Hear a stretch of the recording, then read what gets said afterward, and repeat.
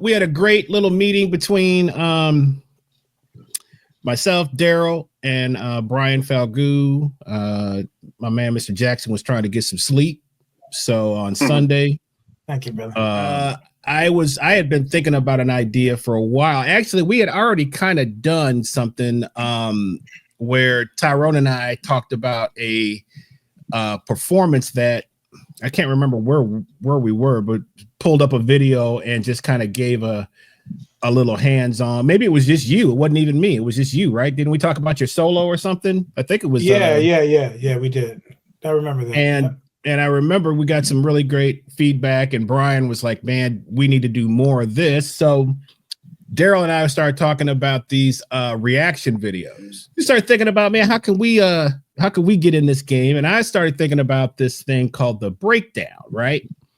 And I was like, man, we could just break down performances or whatever we want to do. Tonight is the world premiere, the first installment of the breakdown, and we chose a topic that is very close to all of our hearts.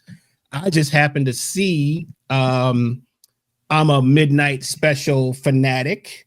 I used to watch this when I was a kid. They've released a bunch of these performances, and the great thing about the Midnight Special, guys, if people haven't checked these out, is you really get to see the era when all music, it didn't matter what the genre was. It was like, if it was good, they wanted you on the Midnight Special. It had nothing to do with genre, it had nothing to do with color, had nothing to do with anything. You can see some of the greatest performances, man. And another thing, it's all live music. It is real cats playing. So they just released Herbie Hancock and the Headhunters from 1975. I had not seen this. And what was so cool about this, man, I mean, there's many things that we're going to talk about, but just the fact that they're playing for an audience that they're just there to see great music. That had nothing to do with jazz musicians, had nothing to do with musicians, period. It's just people that are there to watch and check it out. And you can kind of see some of the expressions, man, of the kids sitting around checking it out and just having their minds blown by what they are seeing. So Headhunters from 1975 on the Midnight Special. This is about 7 minutes long. So I hope that you guys will check this out, because we are going to break this down and talk about all the stuff after we finish listening to it. All right, check it out. Let's go.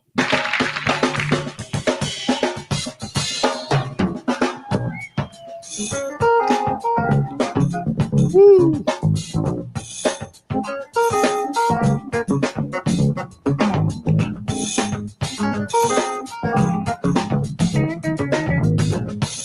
Woo.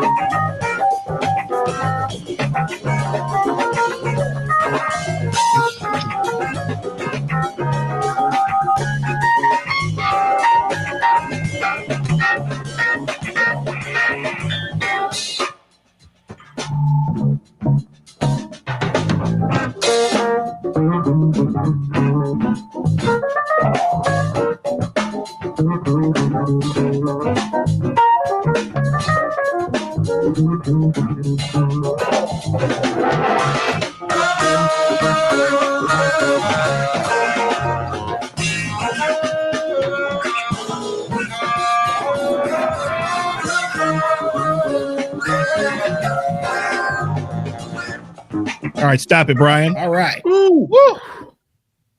Man.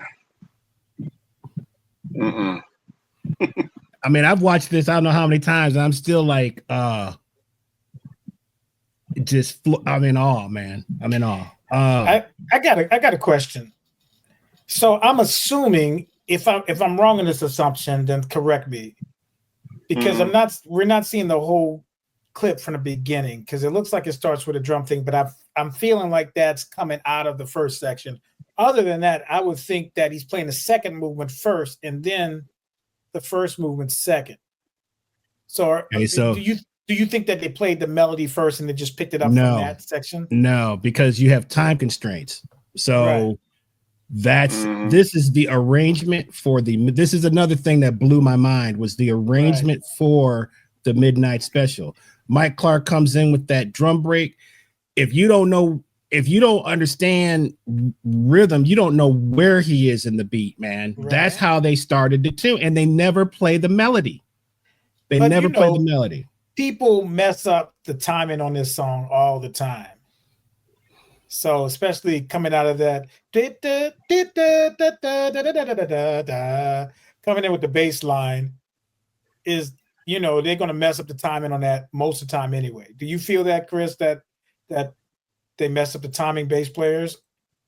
I just feel people haven't studied the tune. They think they hear it and they think they can play it. That's what I get. Right. So, I mean, I remember the first time I heard Lil Jon and Phil and those guys at Apache playing this, I was outside. I thought it was the record, because it was like, it was so unbelievable. I was like, are those cats playing? I walked in and it was these cats playing that. And it's like, you can't get to that level unless you study this stuff, man. Right. To have to come up with the 7-minute arrangement of Chameleon for the Midnight Special, and this is what they came up with, man. And the dynamics, it's like you never feel like you always feel like something different is happening. I don't know if you guys feel like that, but it's like every little thing from when they completely break it down, and now Herbie's about to change sounds. It's amazing. So, but Darryl, go ahead and speak, man. I know you got a lot to say. I mean, I have to go back and really, listen to it, just as far as like the transition between the first section and the second section. But it's something precise, like you hear a lot of cats that try to play this song, but that's what speaking of what you're saying, they don't really know the song. And so it ends up just kind of being like, okay, when we get to this section, we just kind of play around a bit and then we'll finally transition it to the next one. It's like, no, like, there's some sections in there where they, where Herbie is soloing, and then there's some, kind of like shout chorus kind of sections, where you really have to know the count, and the time signature kind of switches around. So it's an actual song, all the way through. It's not just kind of like a jam beat just to like flow over, a little bit, yeah, that's the thing about it. Just Herbie with his playing on the roads and that first section. I got to start with the clap first. Okay, start with the clap. Okay. Because it's so funky. He's sounding just like a guitar player would play. Like, the clavinet is supposed to, so it's supposed to emulate the electric guitar. So comping wise, right? But it has like a quack to it too. You can get a lot of with that Hohner clavinet, right? Usually the D6 is what everybody uses, whatever. But anyway, you put effects on it to mimic a guitar, right? Like a wah pedal. Like a wah pedal, yeah. The killing thing about it is that the guitar player is comping in the middle of the stuff too, which is so happening, right? And there's 2 guitar players on this. Right. So not just one. You hear it, but okay. Everybody's found their spot. You know what I'm saying? Okay, say that again. Right. Everybody's found their spot in the groove and know how to wait for it. You know what I'm saying? And I think that's a difficult thing right now is to wait and find your part in the groove like a percussionist. That the shaker comes in so cool, right? I was like, dang, the shaker is just like on point, you know. Barry White was a master of that. Like they said, in some of his sessions, he would just go around to each guitar player, grab their guitar and like play their little part. And then just kind of, create this whole interlocking rhythmic. It's a weave. Yeah, they call it a weave. It was an orchestration. It wasn't just, everybody just picking their own thing. Yeah. So, and see what you were talking about with the clav is they're weaving clav and 2 guitar players. Right. Yeah. And nobody's stepping on each other's toes. No. Right. The groove is strong, man. The groove is real strong. I think, and that section right there is so much more open than the first section, right? So that occupies so much space. And the original one, the way Herbie comes in with the rolls, it's just so, it's like, where did he come from with that? And the same thing here. He was real sneaky when he came in here. He's letting it develop, Well, that's another thing, man. Can you talk about the space that he's playing with, bro? He's playing something, and then he leaves 2 bars of space after he plays something. And the temptation is to play the Rhodes while you playing the clav part. But he didn't even touch the Rhodes when that was going on. He was like whatever he was playing, So it was like it was just a mastery in leaving space. But you have the jazz aspect with the improvisation. So it's like a perfect marriage of what was going on in funk and, exploration in jazz, So. Like when I listen to this, it still reminds me of the Miles Quintet in the 60s. The energy of it. Like it just, they played with that kind of space. Like Miles, Herbie, Wayne, all had that kind of thing where it was a little bit freer. It was less structured than it was like in the bebop era where everything was kind of like nailing, chord changes or superimpositions over, certain chords. This thing had this free energy to it. What about the bark of the Rhodes, of a real Rhodes? Like when you hit it a little bit harder and overdrive it, you could hear like that bark in there. Oh, yeah. And he's got one time that's kind of dead too. I hadn't heard it before, but I heard it just now. It's one of them. It's a little bit dead, but it still sounds cool. That's back in the day where, man, you could break a time. They used to take a paper clip and put it in. Herbie talks about this. Man, having a real Rhodes, you have to have a toolkit with you. You know what I'm saying? It could break on you. You remember you told the story about Pat Bianchi was having some issue with the organ. He reached in there, changed it up, grabbed it up. That's what you do with those real instruments, man. Your point about the Miles Quintet and with Tony, Ron Carter, Wayne, and Herbie, and you talked about the space and the freedom, right, inside of those compositions. The way Mike Clark is playing, where if you check out what he's playing on the ride cymbal, it's very reminiscent of Tony, man. He's not playing straight. He's not just playing like a straight rhythm. He's going in between the 16ths and the 8ths rhythm, but he's locking the groove underneath. Man, that is killing to me. That's like next level, man. Because even when we get to the A section, which is coming up, he's still keeping that 2 and 4, man, and it just has a drive to it. And I think it's allowing him to be more free on the ride cymbal and catch more accents, man. But he never misses the groove. So let's check out the second part where Herbie goes to the arc.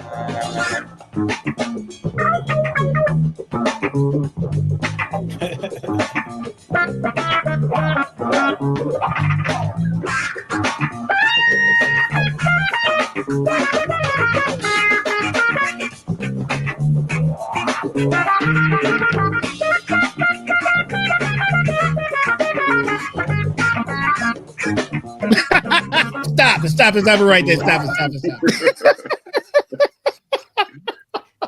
Wait, notice how many keys are on that thing. It's not a lot of keys at all. That's an ARP Odyssey. Yep, ARP Odyssey. And he's got to create the sound, you know. Man, what he just played right there, though, man. Right,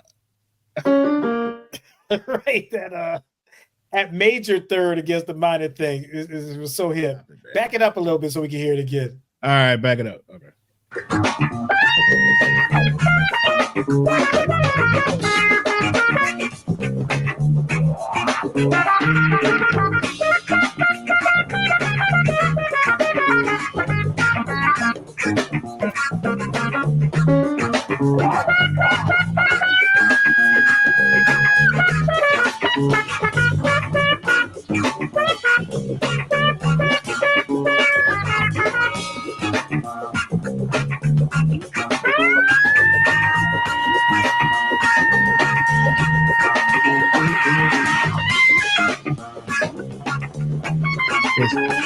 Stop it for a second, Brian.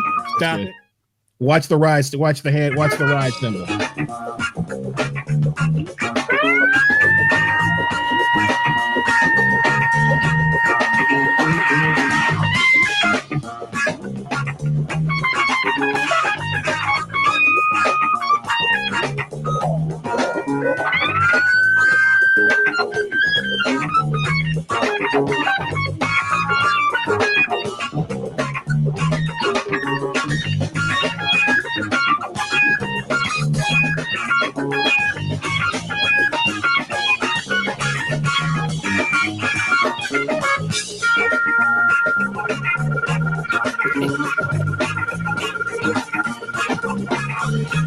Look at his legs.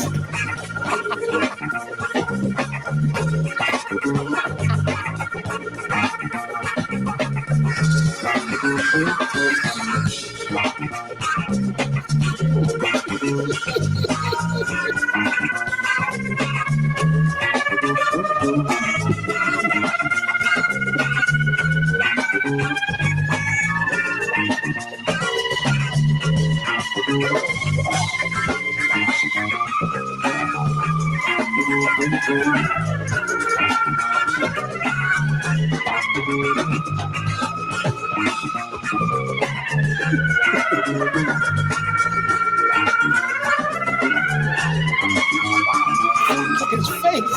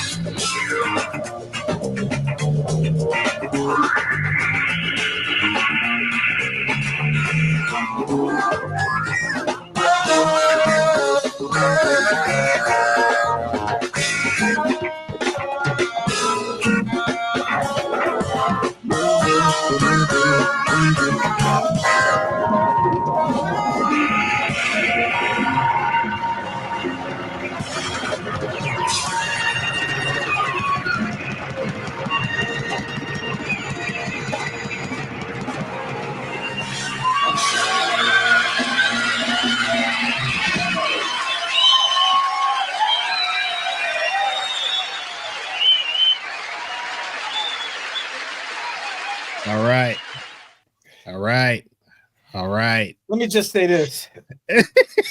You get the theremin, bro. You gonna get the theremin for the next show? I really want the Herbie sign in the back, but I want to say Tyrone, but it's gonna sound so bad. Tyrone. He had the Echoplex. Okay, so the Echoplex. You did some research. I'm impressed. I'm impressed. Come on, man. Come on. He's basically he's trying to paint a picture from the record. Every sound that's on the record is in this performance. Right. Mm-hmm. I think we take it for granted now because keyboards are so prominent now. Mm-hmm. To deal with the experimentation, like the man hours it would take just to control all those things that he did, plug the stuff in and experiment with it. You know, he was looking like a mad scientist, but you saw raise his hands up. He was so happy when that theremin kicked in like that. People don't know Herbie Hancock was an engineer, an electrical engineer. So he went to school for it. And so I don't think that was a theremin though. I'm like, it has a theremin effect, but it's in the Odyssey, the ARP keyboard, which I didn't know they had. So how are they doing that? That's what I want to figure out. No, this is what I heard about that. Okay. What was happening was he was setting it's his foot controlling it? No. Okay. It's not him at all. It's the keyboard doing that because there's a filter on the keyboard that goes by time. Right. So he could set the filter at a certain place, and then he was just had his hands raised up like that. He was following the movement of the filter. The filter wasn't following him. So it was just a trick. Right. These right keyboards now, they have like an optical kind of thing. Device now that can follow your hands now. Right. But I was like, they didn't have that back then. How is he doing that? It's like a theremin type of thing, but it's on the ARP. The ARP is his hands were following the movement of as the sound and like the sound went up, like as far as he has the timing down. He's he was just sitting there, just following it. And just to make it look like he was controlling it with his hand. That's what I was trying to figure out. I was like, I know they don't have that little optical thing because that wasn't even invented yet. Where did you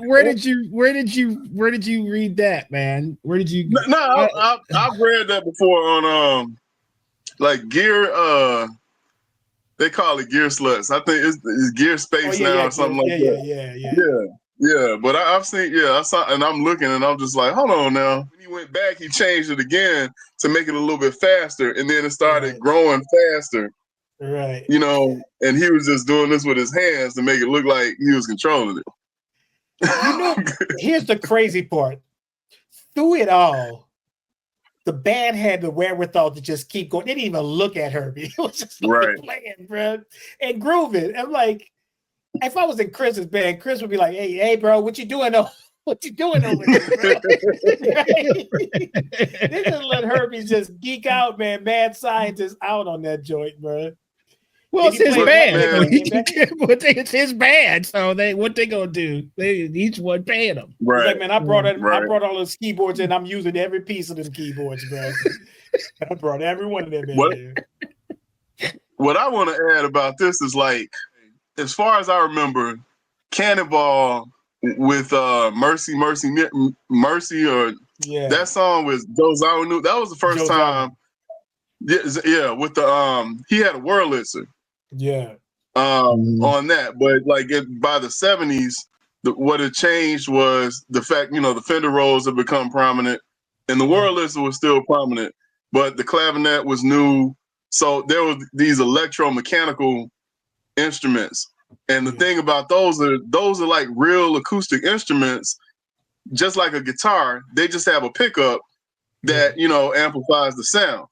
And this was an era where now we got an electric bass, which the P bass itself, that's something that's very a deep part of this sound too. To me, the Fender P bass, and then the Fender Rolls, the clavinet, and then the synthesizers on top of it. Like, this is the height analogism on stage. You know, like just that type of sound was new right in that period. That's one thing that just gets me about it. So a couple of interesting facts is the two guitar players, Blackbird McKnight and Wah-Wah Watson, both legends. Oh, yeah. He was on the VSOP stuff with Herbie. Correct.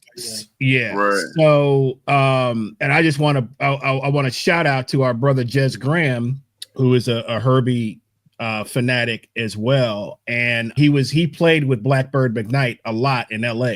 So there's a little interesting fact of from somebody that we know very well. Blackbird went on to play with Parliament Funkadelic for years and years and years and years. But Wah-Wah Watson is the legend, man. But a lot of people always wondered why Harvey didn't tour, and then also do the next album with Herbie. So Harvey, quiet as it's kept, was one of the original cats to bring the rudiments to the grooves. Nobody had really done that before. So a lot of people think Steve Gadd was the first, and I'm not trying to, Gadd is an innovator and one of the all-time greats, but really, man, Harvey was just as instrumental in that. And that, because the first Headhunters record is 1973, man. That's 73. So economical with his playing. He doesn't play a lot of the drums, he's like reserved himself to snare, bass drum, and hi-hat on a lot of stuff. Right. But if you really listen to that stuff, there's some super intricate, super intricate stuff on the first record. Go ahead, Darryl. Is there a connection between Joe Chambers and Harvey Mason? That I don't know. Because Joe Chambers, who was playing with Wayne Shorter in the '60s, had that kind of rudiment thing going on. That's the only person I can remember before Harvey Mason hearing that kind of thing. In the drumming, but like Harvey is just like when you say that, it's just like that is the only place that I've really heard it that deep like that. In the funk setting is what of course in the beat and the jazz, Philly Joe, all the cats were using rudiments, but in terms of to Darryl's question, Modern Drummer Magazine 2014 says Joe Chambers was always great, was one of his influences. He said, I listened to Billy Higgins on a lot of records. He had some special soul happening. So he said Joe Chambers was always great. So it's one of his influences for sure. Yeah. So back to your question. And then Mike Clark, to me, man, took it to another place. Bonafide bebop drummer, had never really played a lot of funk stuff. Herbie pulled him out of a hat, man. As a story, I swear to you, as the story is, Herbie saw him play in a club or went to see him play in a club. Maybe somebody told him about him or something like that. And Herbie said, "Man, you the guy. Be at the studio. Be at XYZ on this day." And Thrust was born, man. That's a true story, man. That's that Miles Davis stuff like Darryl was talking about when you just recognize cats. As much as I love the first record, I love them both so kind of equally, but the way that Mike Clark was playing in 74 was a little bit more reminiscent of what Garibaldi was doing in Tower of Power, right? Because Tower of Power is right in that area too, 72, 73. And Garibaldi was experimenting with taking the stickings and using them as grooves as well. The first adaptations of linear drumming. So none of the pieces hit together. So everything is broken, right? So if you listen to Actual Proof, that's a little bit what's going on the Actual Proof is the hi-hat and the bass drum and the snare drum aren't playing together. They're playing separately a lot of times. Mike Clark drumming stands on its own. Harvey stands on its own. I love that Mike Clark was himself and not trying to be Harvey Mason, which is another testament to Herbie. He's going to call you because of what you do, not because he wants you to play. And I've heard that consistently through his career that he doesn't call people to play other people's parts. He calls people to be themselves. That's why all his stuff is so fresh, man. He's on to the next thing which is what all great innovators are, right? They're on to the next thing. They're not gonna repeat themselves. He was a judge for the Thelonious Monk competitions for a long time, and he personally went to bat for Jackie Tarassin because he said, I don't want another Thelonious Monk clone. We don't want Thelonious Monk clones. We want somebody to be stretching like the vein of Thelonious Monk. And, there's an interview about a contentious argument that he had with Marcus Roberts about that, So, but he's always wanted your cat to be themselves, and not if you're going to do a Monk competition, he doesn't want you to play all the Monk licks, he wants you to be yourself, Right. So I thought that was cool. Just in terms of learning how to be a player, that can be the most confusing thing because, like, if you're an alto player, you got to check out Bird, and it's like, I'm gonna check out Bird to learn, but a lot of people checked out Bird and just kind of stayed there. When have you had enough Bird and it's time to move on to somebody else? If somebody cares, then they'll say, hey man, you've had enough Bird. Let's find something else. That's what I was going to say, man. It's all about also, man, is getting with the right band leaders who allow you to be yourself. That's like that's gold, man. To your point, Chameleon and the Headhunters, I think you would get the blessing from all those cats to do what you want to do with the song. I think. Oh yeah. Can we talk about the aesthetic, the afros? I can see you wearing the green pants there, Chris. I can see you wearing them there. I'll wear that whole outfit he had on. I'll wear that whole outfit. You think I'm joking, bro? Not just necessarily the look, but the way that he's playing inside the groove. This is another thing that we talk about is sensibility, understanding the feel of what you're playing in. To me, like just from I don't know if I genre, but okay, like swing. Certain tempos of swing just make you dance a certain kind of way. Wouldn't you agree? And then all of a sudden when you go to a bossa nova groove, then all of a sudden it's like a sway, right? that goes on beat that people just naturally do. So then with this, with this kind of feel, you get this kind of, this bounce, and something that has like an attitude, and it is communicated through music, and it makes you move that way too. Like if you're really receptive to just movements along with music. Watch Herbie's body language. That was another thing I was really paying attention to, man. Is his body language is telling you where the groove is. Check it out.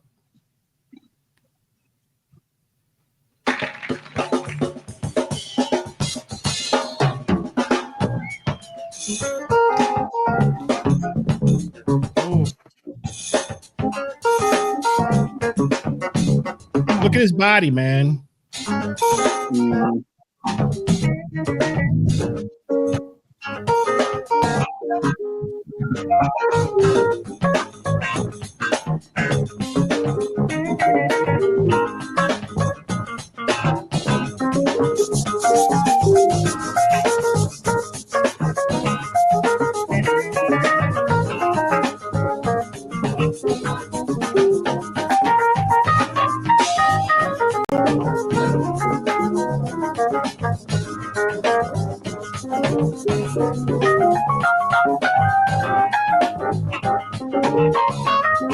All right.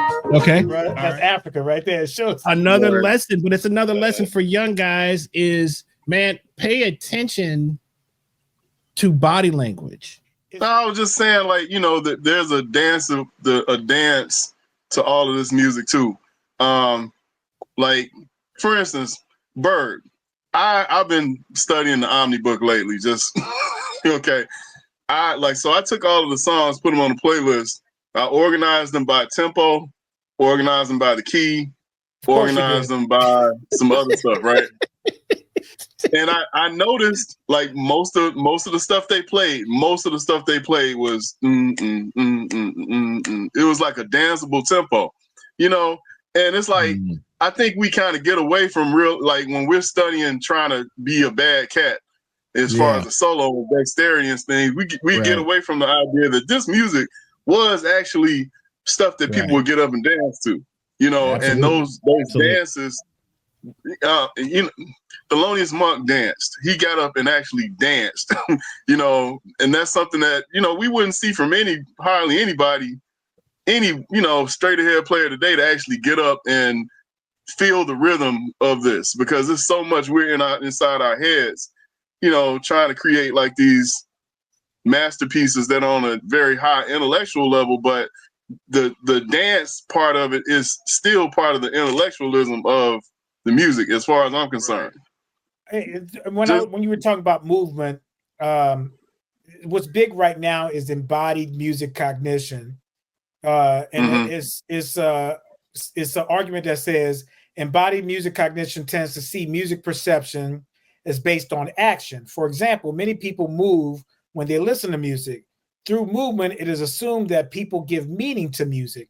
This type of meaning formation is corporeal rather than cerebral because it is understood through the body. In other words, it's not your intellect that your body feels music. It is understood through movement. And so you can take the intellectual side out of it because your body already understands music. You see kids. I remember one time we were playing Take 5. And if you put the cerebral aspect in, you're like, you can't dance to 5/4. Right. And I see this little kid moving to it. Right. So the embodiment or the perception of music understood through the body is already there. And so we should encourage more movement. Even with Take 5, like when you really, you know, when you don't think about it and you just listen to it, you naturally just kind of feel like you're skating to it. I'm like, you know, uneven skating, but still you just, it's kind of like a skating. I would skate to that music. You know what I'm saying? Like I could skate to that. Like there's a feel to all of these time signatures, and then the rhythms that are making up the motifs that interlock with each other and play against each other. Like to me, that makes you want to dance. I mean, the attitude of funk to me, where it's kind of like you got this blues thing going on, but yet at the same time, I'm the SHIT. Like, you know, that's we here to represent. We here to rock this. You know, that kind of attitude, that forward, feel good. All of that to me, like the music inspires that in me. Like nobody had to tell me, hey man, this is what you got to do and think and say when you listen to funk music. Like my kids can hear this and be like, oh, and they've never even heard it before, but they immediately can tell what this is communicating to them, and they start to feel that, and they, you know, jamming their heads. I think that's a natural part of the process with this kind of stuff. So the Herbie performance. I want to break down some concepts. I was really blown away though by it. Just sounds so fresh. It just the sound that just never gets old, man. All right, fellas, that was a good one, man. Good way to end the show. I want to thank everybody for coming out, checking us out. We gonna chop this down, repurpose it for YouTube. First episode of the breakdown. We're gonna have a lot more of this kind of stuff going. If you haven't subscribed to the channel, please subscribe. Set your notification bell. Let you know when we are live and going to bring you some audio and visual pleasure, man. That's what I'm talking about, man. You know? All right, guys. Thank you all so much. We will see you all next week. Peace. Peace.